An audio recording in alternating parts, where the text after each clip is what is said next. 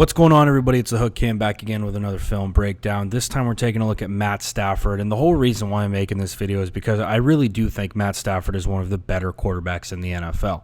I went through the season, took a look at some of the games that he played in. Unfortunately, a shortened season for him, but still out of the 8 games or 9 games he played, whatever it was easy to find throws that he made every Sunday that I believe were elite level throws. And I wanted to really go through, break those down, show you guys what I'm seeing and why Matt Stafford is a legit quarterback in the NFL and why I don't understand why he's not talked about.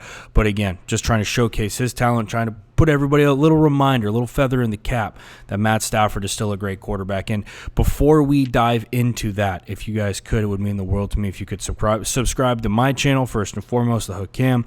Check out my podcast. It's called Couch Coaches. There's going to be a link in the description below for all of this. And then, of course, hit me on Twitter, the Hook Cam. Trying to get on my Twitter games. Guys, I do want to give a quick plug to Luke G and the Detroit Sports Alliance. They do a great job of covering anything Detroit, Red Wings, Tigers, Pistons, Lions, whatever you like. If you're a Detroit sports fan, you got to check them out.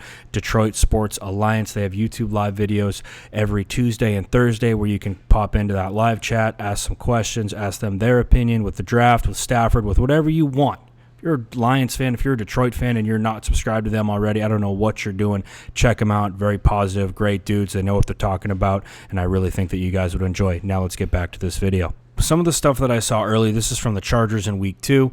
All that we're going to get with this, and something that the Chargers were doing a lot, is they were running cover 1, right? And that's all this is going to be, cover 1. We're pretty much locked up across the board from there. Their safety, they're going to try and kind of, I think they're doing this to try and scramble Stafford, but what he really does is he just brackets number 2, who's going to come across the field here. Now, what they're running with this concept-wise is they're running an out and up, kind of like that route you see in Madden, and I hate relating things to Madden, but it's essentially it's that. Now this safety is going to work over and he's going to cover number 2. He's going to bracket number 2, excuse me.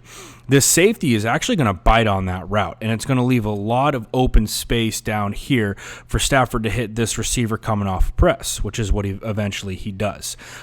Brilliant throw from Stafford. Absolutely brilliant throw from Stafford. We know it's a free play. Why not take our shot? A little pressure in the face, and this ball is upfield in the bucket, in between a corner and a safety, and we're going to see it from the end zone here to take an even better look at this. But again, look at the pressure he's got. No base underneath him, right? And he drops this thing in the bucket. That is a gorgeous throw. Only spot that his guy can get it. Good play by the DB, right? He's got a hand up. He's got an arm around. Not really PI, but this ball is just beautiful in the bucket. And again, all the credit to the receiver in the world to get both feet in on that one. Just an outstanding play. Now, a little bit easier coverage to read on this one, right? It looks like it's pretty much just going to be cover 1. Very, very simple across the board. The Chargers are going to, again, try and bracket number 2 with this safety. There must have been something they saw on film, and that's why they did that. Now, inside the 30, something that a lot of teams like to run, especially when you've got a cat with an arm like Stafford, is double post. Right? And all that you get with double post is you're basically putting the safety in a bind, right?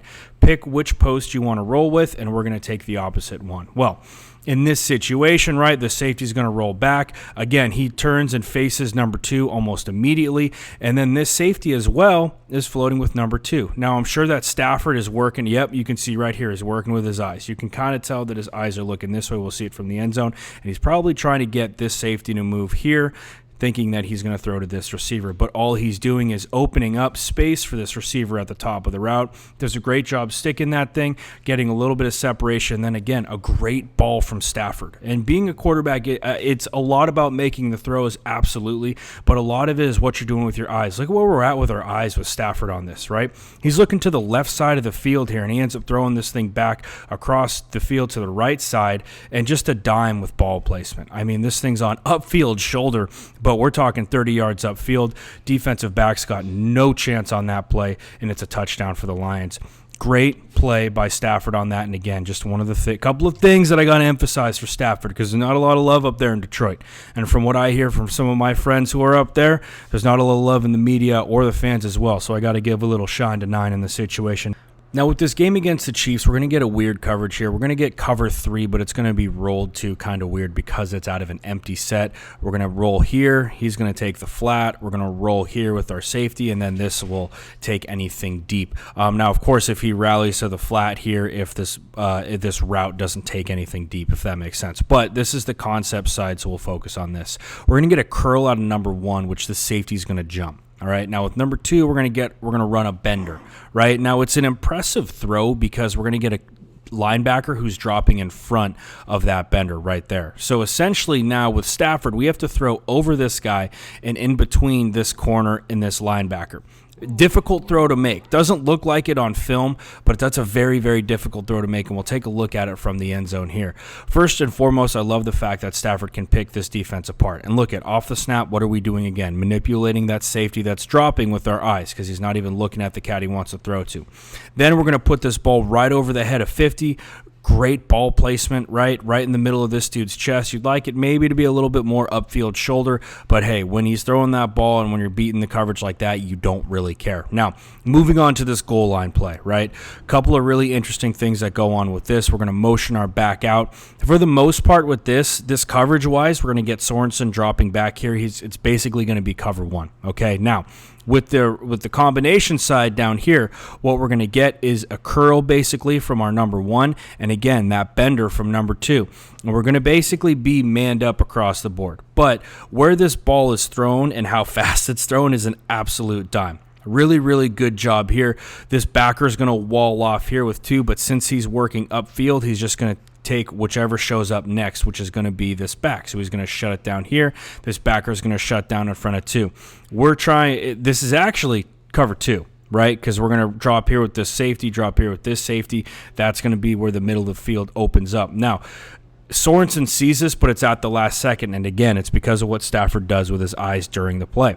We can see right here, this ball is getting thrown, and this is the pocket that he has to throw into. This linebacker's locked on with this curl that's shutting it down right here, and this ball is just an absolute dime. It's all about timing. It's all about getting that ball in quick, and that's exactly what 9 does on this play. We'll see it from the end zone. You can see Sorensen drop there. Boom. We got another safety over here that's going to drop and take anything on the field on that side. This linebacker is going to work in front of number 1 who's running that curl, right, and that's where the ball is thrown, all right in that little pocket. Just a beautiful throw, man. I mean, talk about a tight coverage. Talk about working that thing into a tight window. Stafford isn't still an elite talent in the NFL, and people are not talking about him and just want to bring him some shine, man. That's all, because he deserves it. He's been through a lot in Detroit, but he's putting up great numbers, and he's an outstanding quarterback. Now, this next play, pretty simple as far as coverage goes. It's just going to boil down to cover 1, as I'm sure you guys saw pre-snap.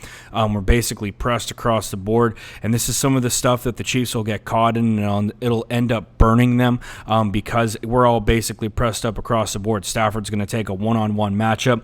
You've got a safety that's almost, 25, 30 yards deep. He's going to take his matchup on the sideline every time. And again, he's one of the best at throwing those, outside the numbers throws. This is a ball that's a lofted back shoulder, which is one of the harder balls to throw in football because you have to gauge that speed of the receiver, right? And a back shoulder throw is usually it's a laser, it's a dime. You're trying to hum that thing in there. Well, the ball like this, you're trying to find that happy medium of lofting it in there, but still getting that back shoulder where only your receiver can make the catch, where he can go up, he can elevate. This corner's got no chance. His back's completely turned to the ball. Absolute dime from Stafford, and his receiver gets 2 feet in on the catch. Got to give him some shine. That was an outstanding play on there.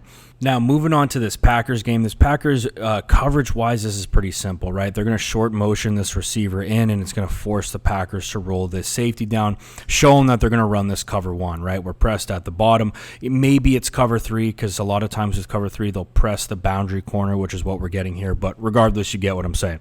Now, route-wise, what we're going to get is we're going to get that flat threat here with this route, and then we're going to run a really deep corner with this number 2 receiver. And what that's going to do is it's going to put this corner who's trying to chase and that safety over the top in a bind, right? We're throwing this ball that's probably 30 or 40 yards deep, and we're throwing it away from a safety and vertical enough upfield where this corner has no chance of getting this ball, right? This is a ball that's thrown that really only 2 or 3 quarterbacks in the NFL can make, but you would never know that Matt Stafford could make it right? You would never know that because the media doesn't give him a shine.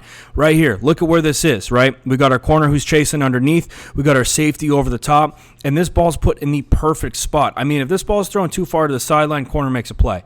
If it's too far upfield, safety makes a play. But that ball's put right in the best spot, right in the bucket for 17 to make that catch and get a few more yards extra.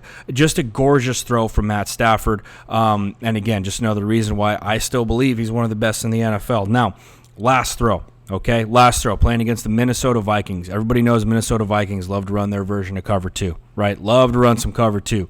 Well, Lions have a beautiful play dialed up, quick little run action, and then we're going to run this big out that's basically at 10 to 12 yards or whatever it is, and then we're going to get a corner with our other receiver, right? And anybody who knows, this is essentially a smash concept, right? And a smash concept isn't just a curl and then a corner. It's any sort of flat threat with a route, right, which in this situation is going to be that big out. That's essentially your flat threat, and then you're going to get your corner out of number 1. And what you're doing is you're going to attack that zone right in between this flat corner and this deep second corner, right, that deep half corner. Really, really good. I love this play concept, right? Off of the run action, this receiver is going to break this route to the sideline. Great job by him. And again, just an absolute dime from Stafford. But what I love about it is where the ball placement is, right? And this is part of the swagger of Matt Stafford, right? Stafford's a gunslinger. Okay, now with this ball, he can throw it to the sideline and be safe, be conservative, right? You can see how he takes that hitch. He can throw this ball right here, and we're good to go. But he knows that he's going to lean it upfield and it's going to be a contested ball, but he trusts his arm to get it in there at the perfect spot. I mean, that is a dime. That is an absolute dime in the bucket for 17. Really, really good ball from him. Stafford's one of those guys that I wish that he had a legitimate team around. And I don't mean any shade by that to Lions fans. He's a guy where if he had a solid defense, he's a dude who can make a run in the NFC, and I believe in that wholeheartedly. So once again, everybody, that's going to do it for this video. I hope that you enjoyed. I hope that you found this informative. I still believe Matt Stafford is an elite arm talent in this league. I hope that the media gives him the praise he deserves, and I hope that the Lions are able to build a team this year and really put something special together. So with all that being said, guys, once again, if you could hit that subscribe button to my channel, click that like button, check me out, my podcast, Couch Coaches, once again. I really think that a lot of people would enjoy that podcast, trying to push that a little bit. And of course, hit me on Twitter. And if you're not already listening to the Detroit Sports Alliance, if you're a Detroit fan, those guys do a great job of covering the Detroit Lions and really all things Detroit, so definitely give them a look as well. They do a great job up there, and I love going on their show. Check them out every Tuesday and Thursday. They got a YouTube live segment that they do. So guys, with all that being said, that's all I got for you today, and I will see you next time.